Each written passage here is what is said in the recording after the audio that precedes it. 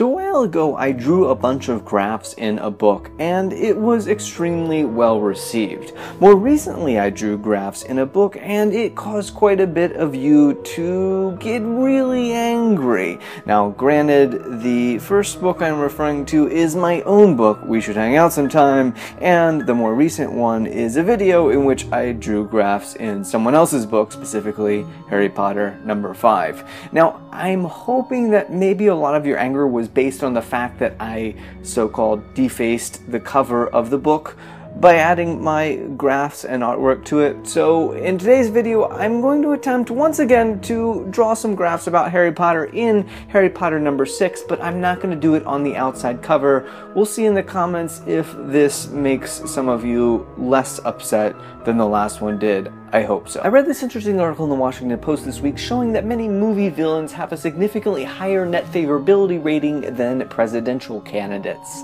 So here's a background on what that means. Let's say you had a person and 60% of the population view them positively, 40% of the population views them negatively. That would give them a net favorability rating of 20. Now, for the purposes of this video, I wanted to show you that Voldemort is the only villain that showed a negative net favorability rating. The Terminator was positive 20, Darth Vader was positive 11, the shark from Jaws was positive 9. Only Voldemort struck an overall negative net favorability rating. That's right, all of the other villains have a net positive favorability rating, which means that either Voldemort is a particularly evil villain, or that our views of villains get better over time because Voldemort is a much newer creation.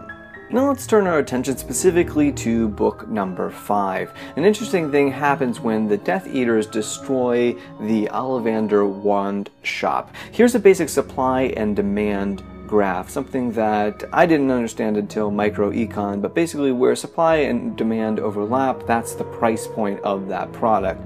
What happens when supply decreases, such as when Ollivander's is destroyed, is that presumably the price of the wands would increase, possibly significantly, in the wand wizarding market. Okay, so those were some pretty intense graphs. Let's move on to a little something more simple.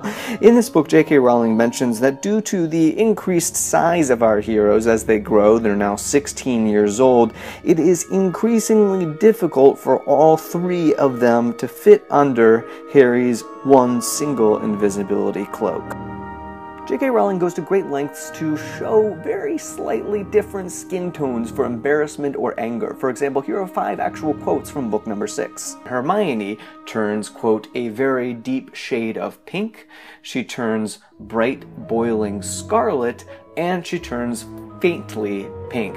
Ron, at one point, bypasses red and turns maroon, and the new Minister of Magic at one point turns a nasty purple color. I think it's only appropriate to conclude this video with a chart about Dumbledore. In book 1, he says that music is more powerful than any of the magic that they do at Hogwarts. In book 6, he says that love is the most powerful force of all. Now, that may be true, but after reading this many Harry Potter books, if given the choice, I would rather be a magician than a musician, because magic is just really cool.